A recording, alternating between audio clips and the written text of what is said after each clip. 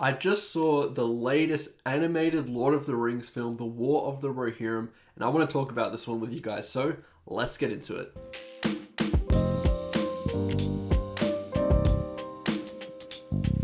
So this is the new Lord of the Rings film told in an anime style about Rohan 200 years before the events of the mainline Lord of the Rings trilogy. Now, I, like a lot of you out there, adore the Lord of the Rings trilogy. All three movies are 5-star classics and some of the best films you could ever watch, capping it off with The Return of the King, an absolute masterpiece in the fantasy genre. So, naturally, I was interested in this project. It has been in the making for, I think, a couple of years now, with some people who were involved in the Lord of the Rings trilogy making a return, like Miranda Otto doing the narration as Eowyn in this. Those kinds of elements definitely drew me to this film, and I was intrigued enough to check it out. Now, Lord of the Rings outside of its trilogy has been very spotty. The Rings of Power, obviously not what a lot of fans of Lord of the Rings wanted from that show.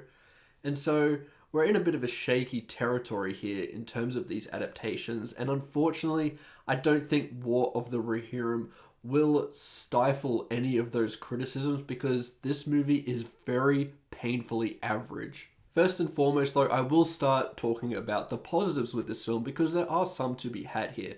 Firstly, I do think at times the animation is very decent to look at.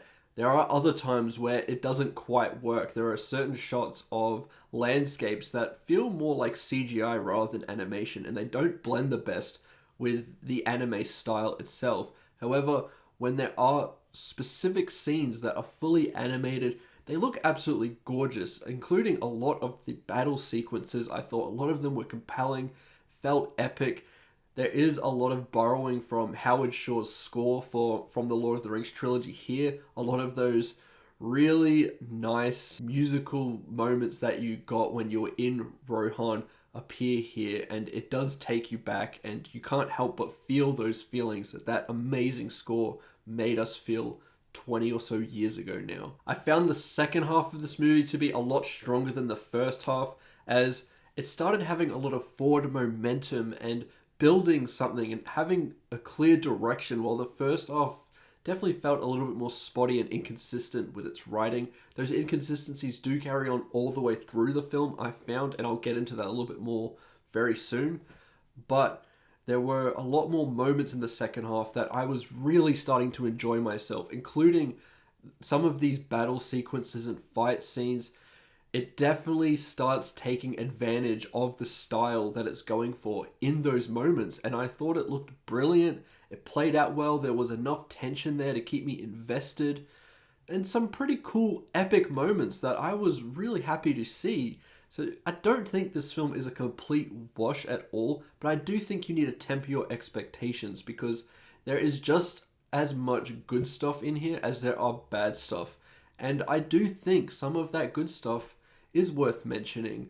I really, really enjoyed that second half. It was starting to hook me, and I wanted to see a lot more of that throughout the film and have it feel more consistent because it felt like it was starting to really find its footing with these characters. When before then, it just felt all over the place. When we're starting to focus a little bit more on Helm Hammerhand, who I thought this film was going to be about, but it's in fact about his daughter Hera. Helm Hammerhand is such a badass, and voiced by Brian Cox. I mean, that was a really inspired choice, and he does great work here.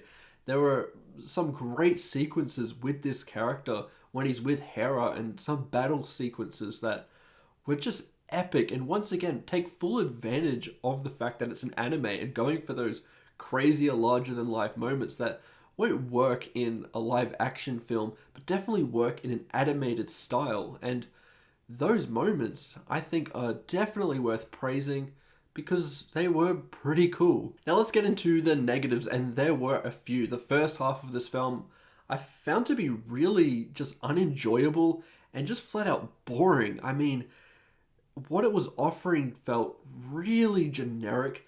I did not connect with the characters' motivations. It felt like who they were building up as the villain shouldn't have been built up as the villain. I felt like a lot of his actions in the first act felt very justifiable, and if you span it a certain way, you could make him out to be the hero of this story and the protagonist as the villains, but the film does not want to go that way at all and pushes back against that so much so that I think it realizes that it was doing that in the first act and just forces this character to do despicable acts that did feel out of character and out of place in terms of what we have seen in the lead up to those moments. I also was very mixed on the protagonist Hera and what the film was trying to go for there. I just thought it was trying to capture some of the magic from that sequence in The Return of the King where Miranda Otto takes down the Witch King. And that was a really earned badass moment. A real excellently shot and paced scene that was just built up so well over the course of The Return of the King. In this, it's trying to go for that same energy, but instead of being this real badass moment, it's more of an insecurity with the way it plays out because this character constantly brings up that she doesn't need a man and she is this independent woman. And while that is okay, when you're constantly saying it and not really giving me anything like what The Return of the King did, I just can't buy into that. And it feels more like this character is insecure in trying to justify herself to the audience rather than having the movie show us that. I just didn't buy into that. But all in all, while it can do those themes and it can do it in a really interesting way, the film doesn't want to go down that route. And what is more offensive to me is how boring it is in that first half. This is a 2 hour and 14 minute animated movie, and for the first hour, I was basically dozing off. I was that bored, and that pisses me off more than anything that you could present to me in a film. If I'm bored, I am mad at the film because that just goes against everything that it's trying to do, and I cannot connect with anything. Luckily, in that second half, it did start doing things that made me connect with it a lot more and enjoy it a lot more and get caught up in the fun of it all, but it doesn't do that nearly enough to really justify this hour of just generic battle sequences and really sloppy writing. I also really hated the end of this movie. I'm not going to spoil it, but it just felt very MCU-ish and name-dropping cameo stuff that felt so unearned. I did not enjoy any of those moments. It felt kind of cringy and laughable. Honestly, I don't need to see these kinds of cameos and name drops because I have seen the Lord of the Rings trilogy and I've got my fill of those characters. That trilogy is perfect and gave me everything I could possibly want from these characters. What the fuck is this going to do that is going to add to that? Nothing. And it doesn't add anything. It's just name dropping for you to go, oh, I know that name, and somehow spin a positive reaction out of this kind of average movie. I feel like that's what it was doing, and if you really start thinking cynically about it, it just feels like a cheap play to turn your perspective around on this movie in the very last minute because it's not very confident in itself. And you feel that all the way through this movie and its writing. It's constantly going against what it had set up.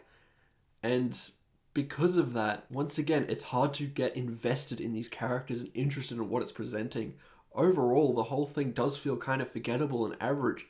And even though it does have some really great epic moments, the whole thing isn't like that. So it makes it really hard for someone like me to go, yeah, I might watch that again, because there's so much that you have to suffer through to get there. Overall, The Lord of the Rings, The War of the Rohirrim is an average movie about Rohan, which is really sad to see because I love Rohan and a lot of those sequences that play out in Rohan and with those characters were excellent in the mainline trilogy. So to see it get squandered here is quite disappointing. I find it really hard to recommend to you because it can be so uninteresting, despite the fact that it's not a complete wash and there are some good moments in here. As a score, I'm going to give this movie a 2.5 out of 5. I just think it's mediocre, very average, and I'm going to forget about this one fairly quickly. And those are my thoughts towards The Lord of the Rings, The War of the Rohirrim. If you've seen this movie, let me know what you think about it in the comments below. Remember, voting for the People's Choice Award at the Kane Eddy Awards is still open. Cast your votes in the link down below.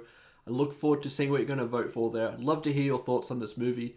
Remember to like and subscribe, and I'll see you in the next one. Goodbye.